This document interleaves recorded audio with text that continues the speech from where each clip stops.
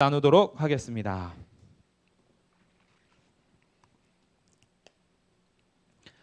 저희는 지금 빌립보서 말씀을 이렇게 차근히 보고 있어요.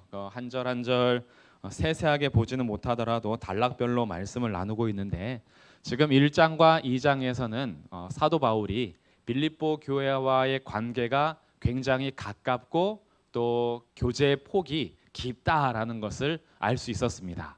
빌립보 교회하고 처음부터 이루어졌던 관계도 굉장히 하나님의 은혜 속에서 시작된 관계였고, 그때 시작했던 교회가 바울이 전도 여행을 다니는 수년의 시간이 지나도 함께 선교하고 함께 주의 일에 동참하는 그런 교제가 있었던 교회가 빌립보 교회였습니다. 그래서 그 빌립보 교회에 대한 인사를 할 때 감사하다, 기쁘다 이런 표현을 많이 쓰고 있고요. 또한 우리에게 이 복음의 일을 시작하신 이가 마치는 날까지 이루어 갈 것을 확신하는 가운데 우리들이 이 땅에서 살아가는 삶은 복음에 합당하게 살자라는 것을 권면하는 중에 있었습니다. 그래서 복음에 합당한 삶은 우리가 서로 다른 마음으로 분열하지 말고 같은 마음과 같은 생각으로 예수님의 마음을 우리가 배워서 그분의 마음으로 서로를 존중하고 또 원망과 시비가 없이 모든 일을 함께하면서 주님의 교회가 든든하게 서갈 은혜의 공동체가 되기를 바라면서 이 글을 말씀을 이어가고 있습니다. 그러면서 이제 3장에 들어와서는요, 우리가 경계해야 될 일에 대해서 얘기하고 있는데, 주의하고 경계해야 할 신앙생활에 대해서 권면하는 이유는 교회 안에 침투하여서 믿음의 성도들의 믿음을 혼동시키거나 아니면 예수님으로부터 멀어지게 하는 잘못된 가르침이 있었기 때문에 그런 것들을 주의할 것을 얘기하고 있습니다. 그래서 첫 번째 해당하는 이 단락은요, 먼저 할례에 대한 건데요, 누가 진짜 할례를 받은 자인가라는 이야기를 끌고 갑니다. 할례라는 것은 하나님께서 자기와 언약한 백성들에게 이 표시로 준 것이 할례였습니다. 남자 생식기의 표피를 제거해서 하나님의 백성으로서의 표를 몸에 갖고 있도록 한 것이고, 언약의 표징이긴 했으나 단지 몸에 그런 표를 가지고 있다라고 해서 그것 자체가 하나님의 백성이 되는 것은 아니었는데, 그런데 이스라엘 백성들이 수년 동안 유대인으로 살아가면서 자신들이 선택된 백성이다라는 선민 사상과 우리는 선택된 백성이야, 그리고 너네들은 버림받은 백성이야, 하나님은 우리를 사랑하셔, 우리에게는 할례가 있다라고 하면서 할례를 몸에 가지고 있는 것이 자신들 육체의 자랑이 되었고, 하나님과의 관계가 믿음이 아닌 관계임에도 불구하고요, 이들에게 믿음이 없었어요. 하나님과의 진짜 관계는 믿음으로 이루어지는 것인데, 믿음은 없지만 내 몸에 뭐가 있는 거예요? 할례가 있다 이거예요. 그러니까 몸에 할례만 가지고 있어도 우리들은 자연스럽게 선택된 백성이고, 우리는 당연히 너희들보다는 우월한 존재다라는 그런 생각을 가지고 있었던 사람들이 히브리인이고 할례파들이었습니다. 그래서 이 빌립보 교회가 세워지는 모든 기간에는 예수님께서 오시고 나서 혈통적으로 구원을 받는 것이 아니라 예수님을 믿는 사람들이 혈통과 민족을 뛰어넘어 유대인이든지 이방인이든지 백인이든지 흑인이든지 인종과 상관없이, 남자든지 여자든지 성별과 상관없이, 종이든지 자유인이든지 어떤 자신들의 사회적 위치와 상관없이, 부자든지 가난한 자든지 건강한 자든지 병든 자든지 우리의 신체적인 조건과는 상관없이, 가진 재물의 어떠한 권리와는 상관없이 오직 예수 그리스도를 믿음으로 말미암아 하나님의 자녀가 된다라는 것에는 차별이 없었습니다. 그러면서 교회 공동체가 이제는 유대인들이나 히브리인들의 공동체가 아니라 예수 믿는 사람이면 누구든지 교회를 이룰 수 있었는데, 여전히 이 선민 사상, 택함 받은 백성이라는 우월한 마음을 가지고 있는 유대인들의 입장에서는 똑같이 이방인들이 자기들과 함께 믿음으로 의롭게 된다라는 것을 받아들이기가 힘든 거예요. 그래서 이들의 생각할 때에는 유대인들의 입장에서 이 이방인들은 할례 받지 못한 백성이고, 할례 받지 못한 백성들을 지칭하는 단어가 개들이라는 단어입니다. 개.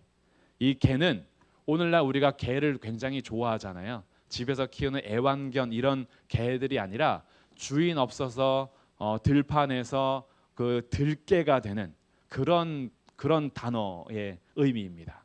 그러니까 물고 뜯고 이런 들개들. 그러니까 유대인들이 이방인을 향해서 그런 마음을 가지고 있어요. 어휴 저 개들. 이것을 좀 나쁜 말로 하면 우리가 잘하는 이제 욕으로 나오는 거죠. 어우 저 개 베이비들 이렇게 나오는 거예요. 그러니까 개들에 대한 표현은 굉장히 혐오하는 발언이었고 우리의 우월함을 표현하는 그런 마음을 가지고 있었는데 그것을 구분해 주는 것이 할례였습니다. 그래서 첫 번째는 누가 진짜 할례 받은 백성이냐라고 얘기해 주는 거예요. 그러면 한번 3장 1절부터 보도록 할 텐데요. 끝으로 나의 형제들아 주 안에서 기뻐하라. 너희에게 같은 말을 쓰는 것이 내게는 수고로움이었고 너희에게는 안전하니라. 기뻐하라라고 먼저 앞에 부분까지 이야기를 정리해주고 그리고 2절부터 경고가 들어갑니다. 이제 주의해야 될 것을 얘기하는데 첫 번째 개들을 삼가고 개들을 삼가라 그래요. 아까 유대인들이 이방인을 향해서 개들이라는 표현을 쓴다 했죠.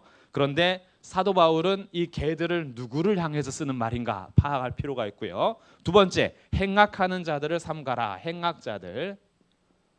행악자는 악한 일을 행하는 사람들이죠. 세 번째는 몸을 상해하는 일을 하는 사람들. 몸을 상해한다. 이런 사람들을 어떻게 하라 하냐면 삼가라 그래요. 삼가라는 말은 주의하라 이런 뜻이에요. 주의하라.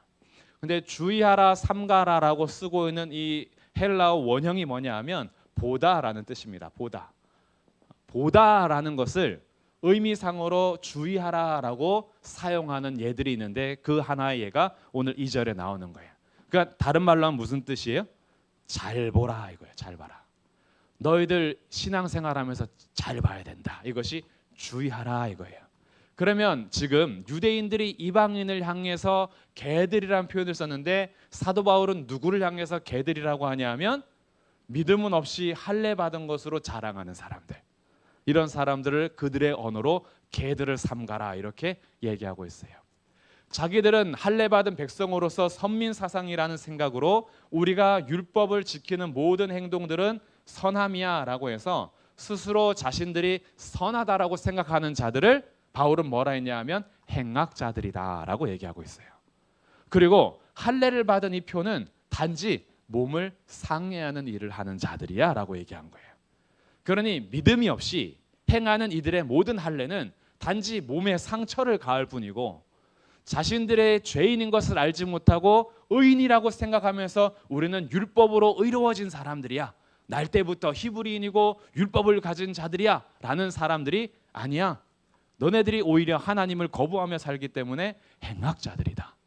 그리고 너네들은 태어나면서부터 유대인이라는 그런 특별한 민족적 사상을 가지고 그렇지 않은 자들을 개들이라고 표현하는데 너희들이 개들이야 이렇게 사용하고 있는 거예요.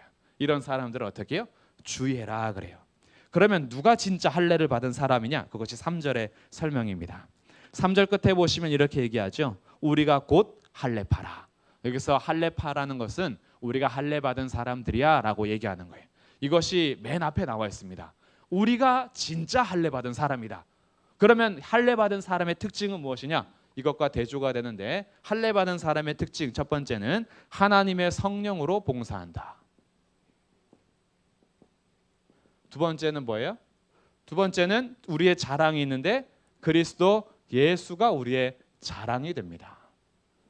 세 번째는 우리가 무엇을 신뢰하지 않냐면 우리의 육체를 신뢰하지 않습니다.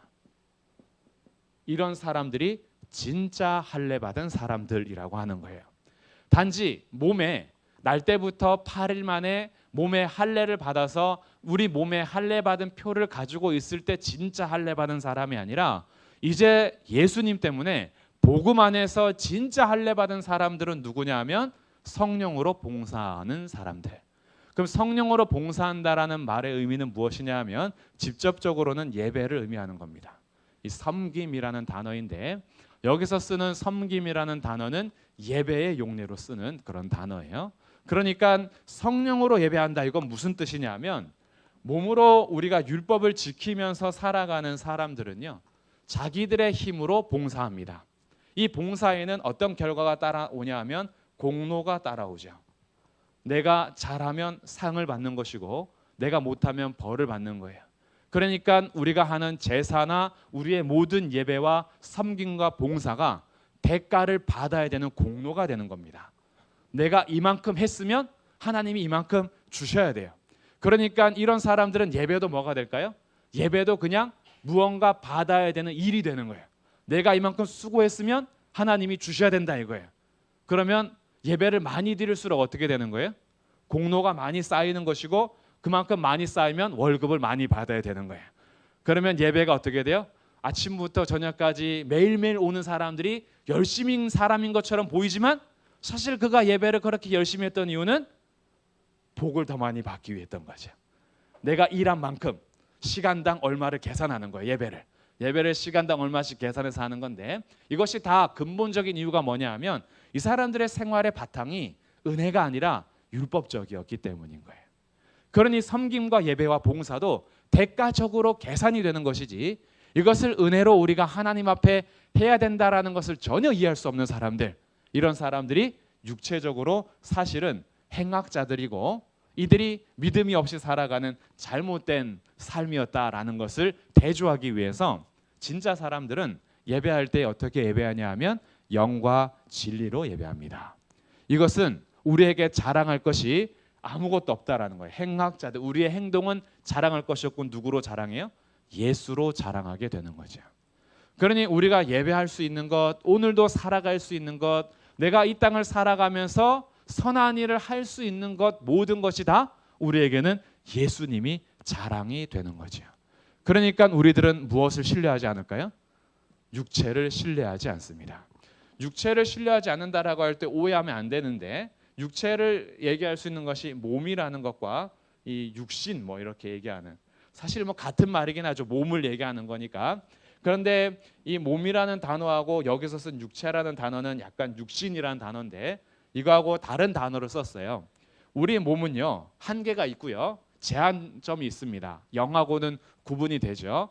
그런데 이 몸 자체가요 나쁜 건 아니에요. 몸이 잘못된 거 아닙니다.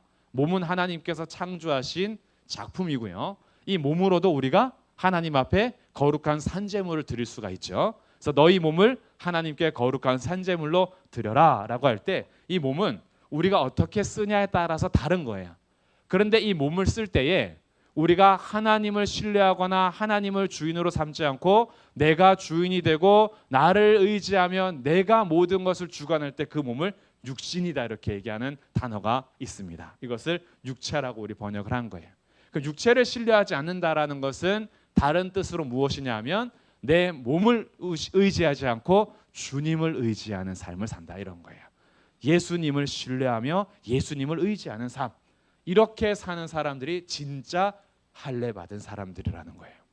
우리 몸에 할례라는 표를 가지고 있든 가지고 있지 않든 이제 진짜 할례는 몸에다 하는 것이 아니라 마음에 하는 것이고, 마음에 한다라는 것은 믿음으로 우리가 하나님과의 관계를 형성하는 것이고, 믿음으로 사는 사람들은 성령으로 예배하며 예수로 자랑하고 육체를 신뢰하지 않는다라는 특징을 가르쳐주고 있는 거예요.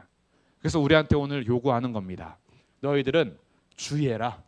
몸을 자랑하고 공로를 자랑하고 자신들의 행함을 자랑하면서 우리가 진짜 할례파야라고 하는 사람들을 주의하고 믿음으로 성령으로 봉사하고 예수로 자랑하고 육체를 신뢰하지 않는 우리야말로 진짜 할례파다라고 얘기해주고 있습니다.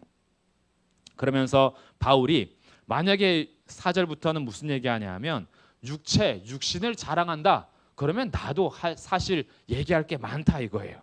5절부터 보니까 나도 8일 만에 할례를 받았고 이스라엘 족속이고 베냐민 지파요 히브리인 중에 히브리인이요.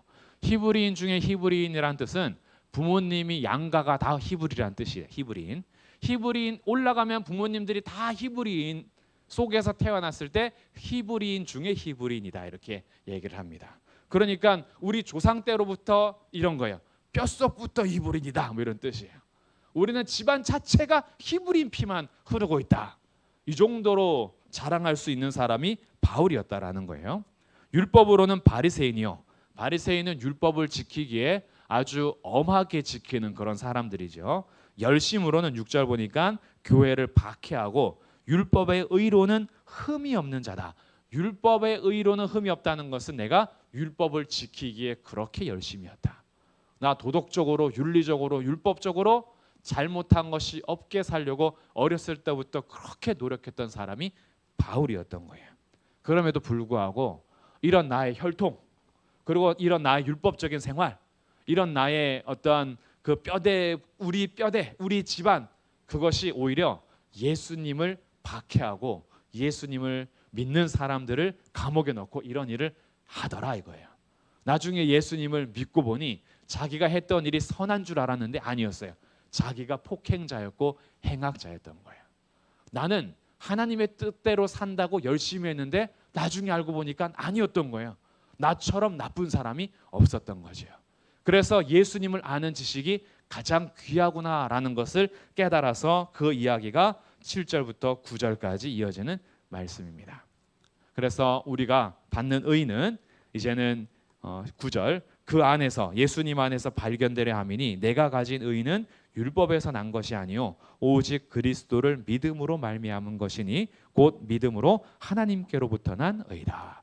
내가 가진 의는 이제 율법이 아니라 믿음으로 우리가 의롭다함을 받았다라는 것을 자랑하면서 이제 그 이후에 우리가 어떻게 살아야 할 것인지 이제 그 두 번째 이야기로 갑니다. 그래서 진짜 할례 받은 사람이 누구인지를 얘기한 다음에 두 번째는 달리기를 얘기합니다. 달리기. 우리가 신앙생활하면서 이렇게 생각할 수 있어요. 이제는 내가 예수님을 믿는 믿음을 가졌으니까 첫 번째, 나는 이제 완전한 자로서 내가 가진 이 지식, 믿음, 복음에 대한 지식이 나를 완전하게 했다라고 생각하는 사람들이 생길 수 있고, 그런 삶이 조금 더 진행이 되면 더 이상 나는 율법적으로나 도덕적으로나 행할 의무가 책임이 아무것도 없다라고 생각하면 율법과 도덕을 다 무시하며 살아갈 수도 있겠죠. 그런데 이 두 가지를 달리기라는 다음 이야기를 통해서 두 가지를 다 잡아줍니다. 균형을 잡아주는데 이것을 다시 얘기하면 첫 번째는 도덕적 완전주의, 그리고 두 번째는 도덕적 방탕주의, 방임주의, 뭐 이렇게 책임을 지지 않고 방탕하게 살아가는 어떤 사람들의 잘못된 삶이 이어질 수 있어요. 왜? 우리는 믿음으로 의롭다함을 받았잖아요. 믿음으로 의롭다함을 받았고 믿음으로 의롭다함을 받는 복음이라는 지식을 갖게 되었어요. 그러니까 이제 나의 삶에는 더 이상 책임이 없다라고 생각할 수 있는데, 이 달리기라는 다음 구절들을 통해서 이 두 가지를 다 바르게 잡아줍니다. 그것이 무엇이냐? 12절이 내가 이미 얻었다 함도 아니요 온전히 이루었다 함도 아니라. 이미 얻었다, 완성된 게 아니에요. 온전히 이루었다 함도 아니다, 온전한 것도 아니다. 오직 내가 그리스도 예수께 잡힌 바 된 그것을 잡으려고 달려간다라고 얘기하고 있어요.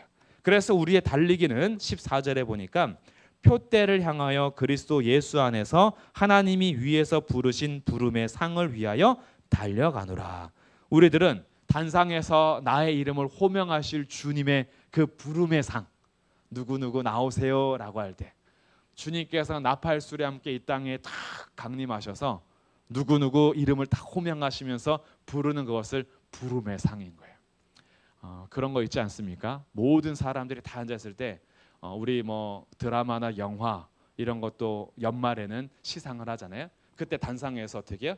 딱 카드를 꺼내서 나무주연상 누구 이렇게 하면서 부름을 합니다. 그 부를 때 그것이 이제 나올 때 영광인 거예요. 근데 주님이 이제 우리를 그렇게 불러줄 거예요. 그래서 바울이요, 그 부름의 상을 위해서 열심히 달리겠대요. 계속 달리겠답니다. 이 달리기는 우리 이 두 가지의 균형을 잡아주고 있는 거예요. 먼저 첫 번째는요, 도덕적 완전주의는 우리의 지적인 만족을 경계해 줍니다. 내가 복음에 대해서 알아요.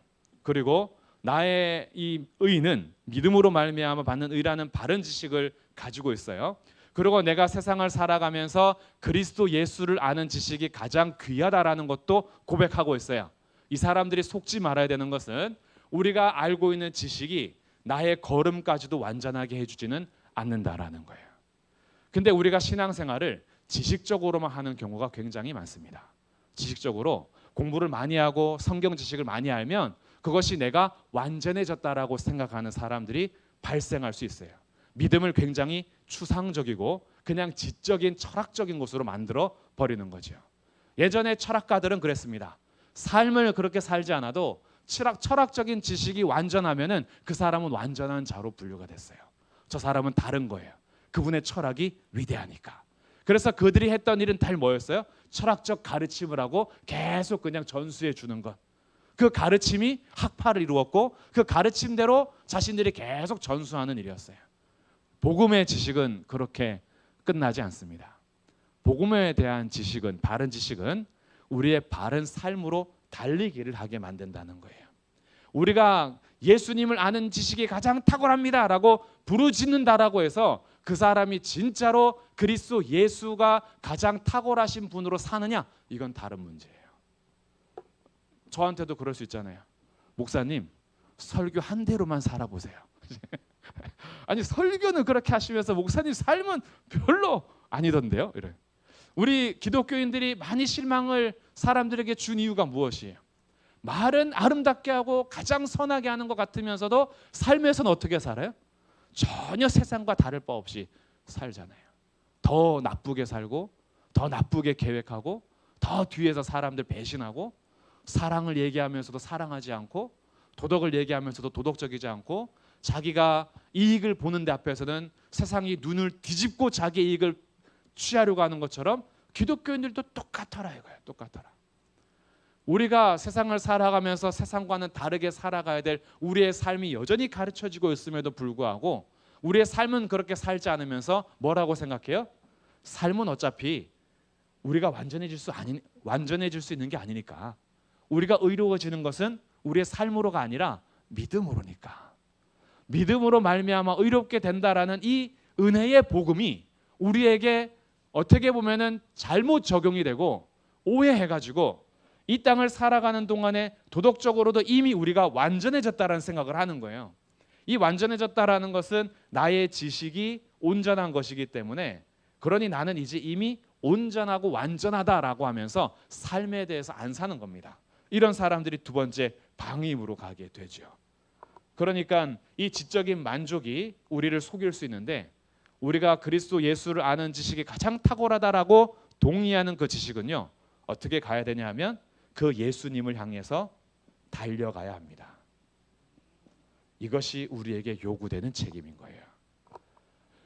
우리가 예수님 오실 때까지 살아가야 될 삶은요.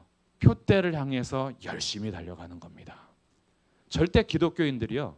말씀을 뒤로하고 도덕을 뒤로하고 우리에게 명령하신 예수님의 명령과 하나님의 명령을요 무시하면서 어차피 나는 믿으니까 천국 확신 이렇게 하면서 방탕하게 살도록 하지 않으셨다라는 거예요. 바른 지식은요 우리를 달리게 합니다. 복음을 바르게 아는 지식은요 은혜를 방탕하게 쓰지 않습니다. 진짜 복음을 바르게 아는 사람들은 복음 안에서 달리기를 합니다. 바울이 지금 그 균형을 잡아주고 있는 거예요. 너가 알고 있는 그 복음의 지식이 예수님을 향해서 달려가는 달리기가 되어야 한다. 그래서 이제는 12절 내가 이미 얻었다함도 아니요 온전히 이루었다함도 아니라 오직 내가 그리스도 예수께 잡힌 바 된 그것을 잡으려고 달려간다. 예수님께 잡혔대요. 우리의 구원을 이루신 분은 예수님의 손이에요. 예수님께 잡힌 바 된 나는 누구를 향해서 달려가요? 예수님 향해서 달려간다라는 거예요. 근데 이것이 어렵지 않아요. 사실 말이 좀 어렵지. 우리의 믿음을 한번 생각해 보세요. 내가 예수님을 진짜로 믿는데 예수님 말씀 거부하면서 살려고 하십니까? 그렇지 않죠. 순종하고 싶은데 순종이 안 될 때는 있어요. 아멘 하는 게 맞는데 아멘대로 살지 못하는 내 마음을 치고 내 삶을 회개는 하지 우리는 그렇게 살지 않잖아요. 어차피 난 천국 가니까 예수님 말씀 안 들어도 돼요. 어차피 난 복음 믿고 의로워졌으니까 나는 말씀 안 지켜도 돼요. 이렇게 살진 않잖아요. 사실 자연스러운 말인 겁니다. 예수님을 믿는 바른 믿음은요, 예수님께 순종하며 예수님께 달려가는 달리기를 하게 만들어줍니다. 그래서 우리들도요, 표대를 향해서 열심히 달려가야 하는 거예요. 예수님을 믿는 믿음이 우리를 의롭다 한 것은 우리가 책임을 지고 살아가야 될 삶을 우리는 배제시키지 않습니다. 열심히 예수님을 향해 달려가게 합니다. 마지막 세 번째 단락은 17절부터인데요. 세 번째 단락은 이제 우리가 과연 어디에서 걸어가는 삶인지를 얘기해 줍니다. 17절, 형제들아 너희는 함께 나를 본받으라. 그리고 너희가 우리를 본받은 것처럼 그와 같이 행하는 자들을 눈여겨보라. 이 본에 대해서 얘기하는데, 누구를 본받을 것이냐, 이것은 누구와 함께 걸을 것이냐, 이런 것과 같은 말이에요. 누구하고 동행할 것이냐. 너희는 우리와 함께 동행하는 자가 되어야 한다. 그런데 많은 사람들이 18절, 십자가의 원수로 행하고 있다라고 얘기하고 있어요. 십자가의 원수. 그리고 십자가의 원수와 반대되는 사람은 어떤 사람들이냐면 20절, 그러나 우리의 시민권은 하늘에 있는지라. 하늘의 시민권자예요. 우리는 그러면 누구를 본받아서 누구와 함께 걸을 것이냐라는 우리의 삶의 길이 이제 생기는 건데, 우리가 걷는다 걷지 않는다라는 것은요, 이렇게 생각할 수 있어요. 내가 너와 함께 걷지 않는 것은 그러면 내가 그냥 너와 함께 안 걷는 것일 뿐이야 라고 생각할 수 있잖아요. 근데 이것이 믿음하고 갈 땐 달라요.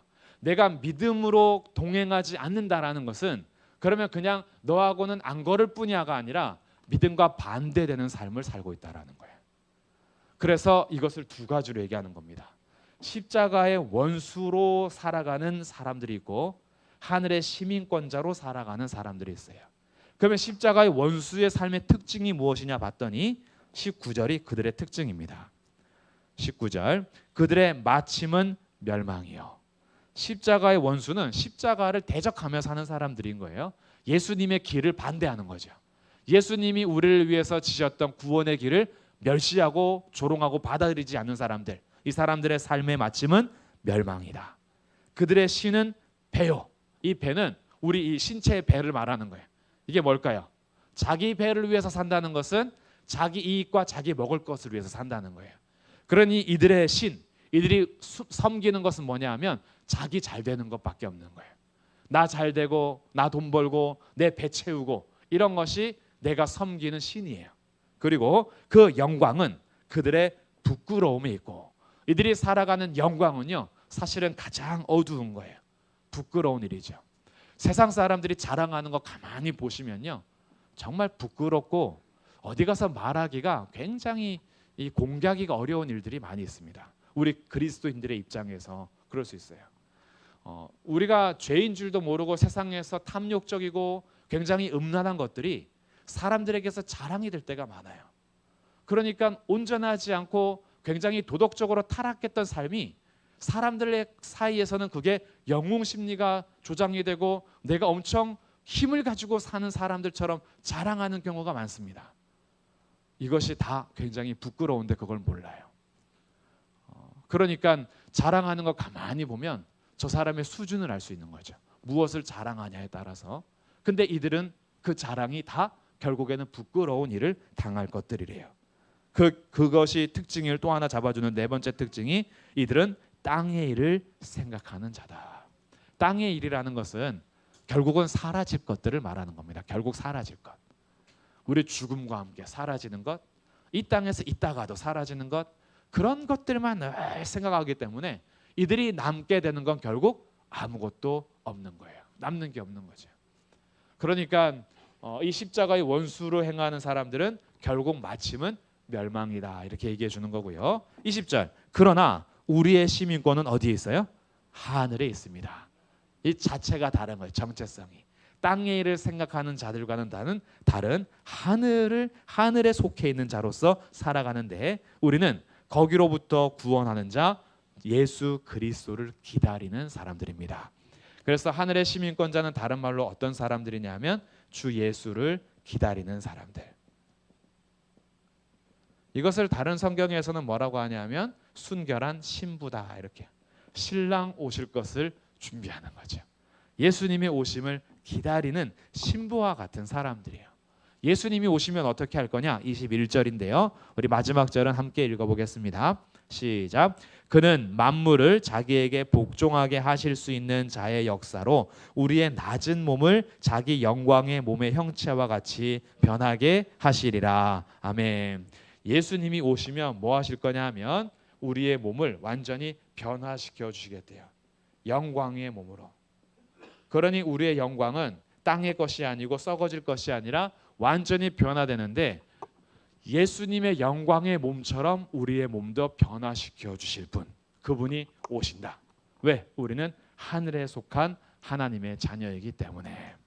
이것을 이야기하면서 우리가 이 세상을 살아갈 때에 어떻게, 어떤 목표를 가지고 어떤 표대를 향하여서 달려갈 것인가라는 것을 우리에게 가르쳐주고 있습니다. 그리고 오늘 우리 수요 예배 드리는 우리들이 이 하나님의 말씀을 같이 생각하면서 우리의 걸음을 한번 생각해 보는 거예요. 내가 살아가는 목표는 무엇인가? 내가 오늘 하루 걸어갔던 그 방향은 어디였던가? 나의 인생은 어디를 향해 달려가고 있는가? 내 인생의 끝은 멸망인가? 아니면 영광인가? 내 인생의 끝은 과연 주님을 거부했던 십자가의 원수로 남을 것인가? 하나님께서 영광스러운 신분을 주신 하늘의 시민권자로 존재할 것인가? 우리가 오늘을 살아가는 이 하루하루의 삶이요, 무엇을 위한 달리기인지를 살펴봐야 합니다. 지금도 많은 사람들이 십자가의 원수로 행하며 자기 몸에 가진 것으로 할례파라고 주장하면서 믿음이 없이도 자기는 의로울 수 있고 나는 전혀 멸망받을 자가 아닌 것처럼 그렇게 자신만만하게 살아가는 사람들이 많이 있고요.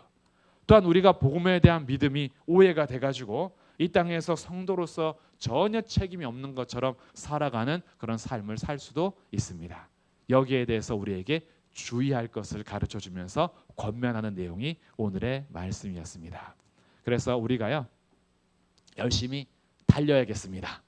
열심히 달려가는데 우리를 부르실 주님이 오실 겁니다. 우리를 단상에서 부르시면서 이번 나무주연상, 여우주연상, 대상 이러면서 우리에게 부름의 상을 하기 위해서 부르실 날이 있을 것인데, 우리가 그 주님 오실 그날까지 우리에게 주신 믿음이 얼마나 귀한지를 생각하면서 나를 있는 모습 그대로 사랑하시고 어떤 자리에 있었든지 나를 찾아오셔서 나에게 구원의 손을 내미사 십자가의 원수로 행했던 나의 삶을 하늘의 시민권자로 이끌어오신 놀라운 믿음의 선물을 주신 예수님의 십자가의 손을 기억하면서 우리 그 주님의 손 잡고 함께 믿음으로 열심히 달려가는 성도들이 되시기를 주님의 이름으로 축복합니다. 아멘. 이 시간 우리 말씀 생각하면서 함께 찬양하고 마치도록 하겠습니다. 내 모습 이대로 사랑하시는 주님, 주님을 생각하며 함께 찬양하겠습니다.